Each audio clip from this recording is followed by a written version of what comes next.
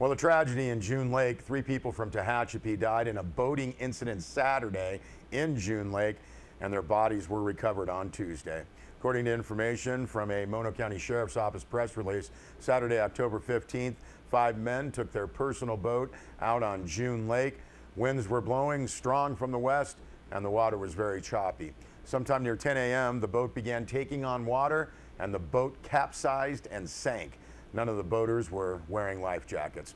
2 of the men made it to shore, but the other 3 could not be found. First responders searched both on the water and from the shore until daylight was lost.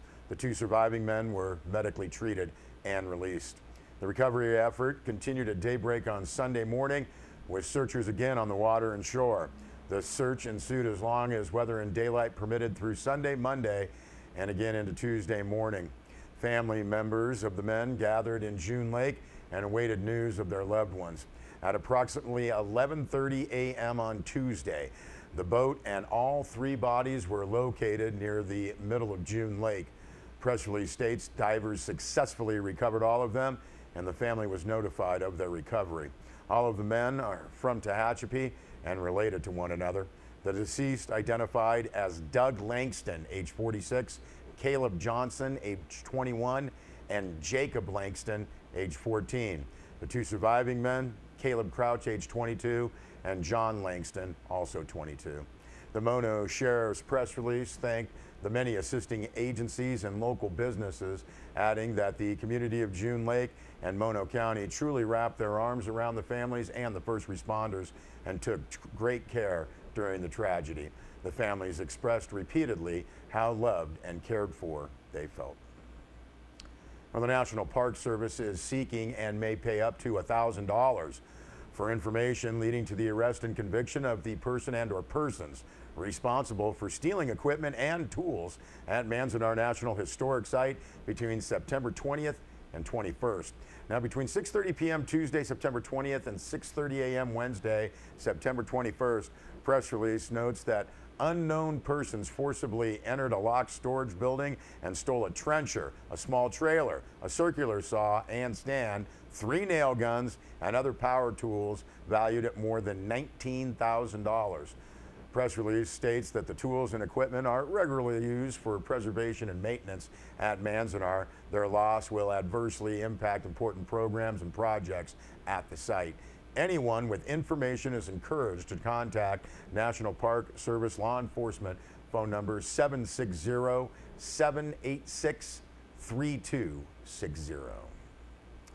Well, shortly after midnight on October 13th, Mammoth Lake's fire and police departments, well as Mono County paramedics, were dispatched to an alarm of water flowing from the automatic fire suppression system on the 3rd floor of the main lodge at Mammoth Mountain Ski Area. Shortly before arriving, Mono County Dispatch relayed a message from Mammoth Mountain Ski Area Security that there was a moderate amount of smoke at the Cornice Cafe and that the sprinkler system had been activated. Now, when crews first arrived in the area of the cafe, the smoke layer was 3 feet down from the ceiling, and there was a water spraying from a single sprinkler head in the vicinity of several display cases. Further investigation revealed that a fire from an electrical component within a display case had developed sufficient heat to activate the fire sprinkler head, and the fire was contained to the display case. There was minimal damage to the wall behind the case and to the electrical outlet that served the display case. The press release from the Mammoth Lakes Fire Protection District says as a result of the sprinkler activation, damage was held to a minimum. The fire was contained to the display case, and all the firefighters had to do was ensure that the fire had not spread to the structural members behind the wall. Due to the minimal damage, and since the lodge is closed for the season, repairs will be made and the lodge will be open for the start of the Mammoth Mountain ski season without delay. The cause of the fire was determined to be electrical, and there were no injuries. Well, Deb Murphy filed reports for Sierra Wave Media on Monday's technical group meeting and Tuesday's Inyo County Board of Supervisors meeting. Now, Deb writes that high desert colors come out in mid-fall. Owens Valley is golden bronze with splashes of rusty red. At least that's what we see. But sometimes it seems as if utilities only see solar panels from Alancha to Bishop and massive transmission towers carrying power through, but not to, Inyo County. Now, the Inyo County Board of Supervisors got its first look at the corridors identified in Region 1, the south end of the county, at its October 18th meeting. The majority of Inyo County lies in Region 5, which will be reviewed in November of 2018. Now, according to meeting documents, the process of identifying corridors in 11 western states started in 2005 with the passage of the Energy Policy Act. Now, during the public comment period, Lone Pine resident Earl Wilson, a walking encyclopedia on area land use issues, said it's been going on since the 1980s. The federal agencies, are working 50 years ahead. Wilson didn't want towers west of U.S. Highway 395. Inyo Supervisor Dan Tothero didn't want towers, period. Now, the corridor follows 395, but veers west south of Lone Pine, setting off alarms for 5th District Supervisor Matt Kingsley, who said, if the overall plan includes the Alabama Hills, I don't like it.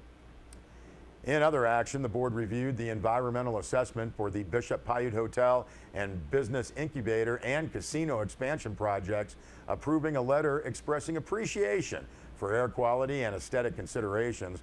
The board's primary concern was transient occupancy taxes from the 60-room hotel, or more precisely, the lack thereof.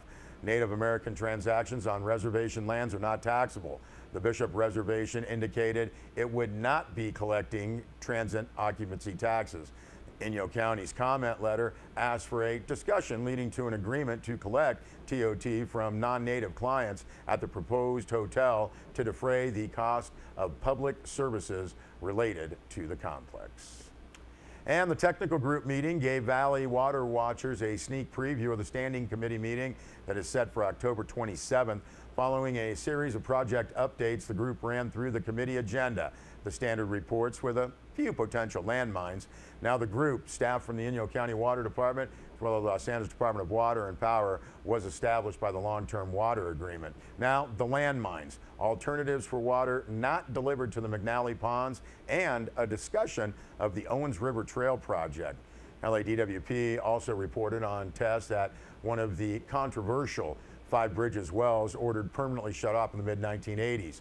The department has modified 2 of those wells to draw from deep aquifers at a rate of 2.8 cubic feet per second. That's down from the previous 16.5 cubic feet per second. Now, according to the department, the test plan includes triggers to avoid any negative impact, as well as Department of Fish and Wildlife concerns for the integrity of fish slough.